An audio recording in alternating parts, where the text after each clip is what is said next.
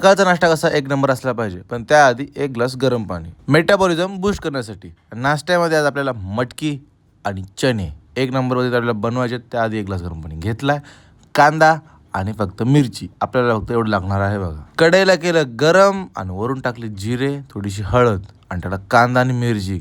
काय चमचा भेटत नव्हता म्हणून पळीनच भागवलं. मटकी आणि चण्याला केलं मिक्स, व्यवस्थित एकदम गरम होऊ दिलं आणि फोडणी पण आपली भारी बसली होती.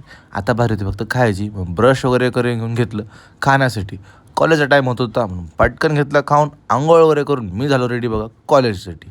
तर कॉलेजला निघतो. भावाने आपलीकडली गाडी धनूला घेऊन जात नाही आहे, थोडं अडचण होती म्हणून. तुम्हाला भेटणार डायरेक्ट मी कॉलेजवरून, कारण आपल्याला लगेच जिमला पण निघायचं असतं ना, म्हणून रूमवर आलेला फ्रेश वगैरे होऊन आपली फेवरेट मील ती आहे ओट्स. ओट्स का खातो बघा मी, कारण वर्कआउटमध्ये आपल्याला एनर्जी असली पाहिजे म्हणून 1-1.5 तास आधी ओट्स खायचा आणि नंतर जिमकडे निघायचं बघा. म्हणजे वर्कआउट करते वेळेस आपल्याकडे एनर्जी फुल असणार.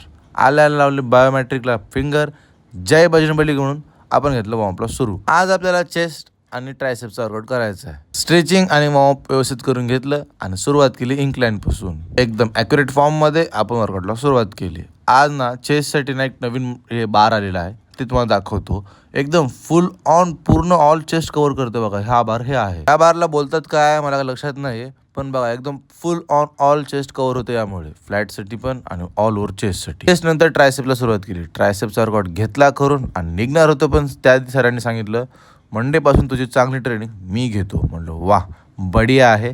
भेटतो तुम्हाला उद्या. बाय.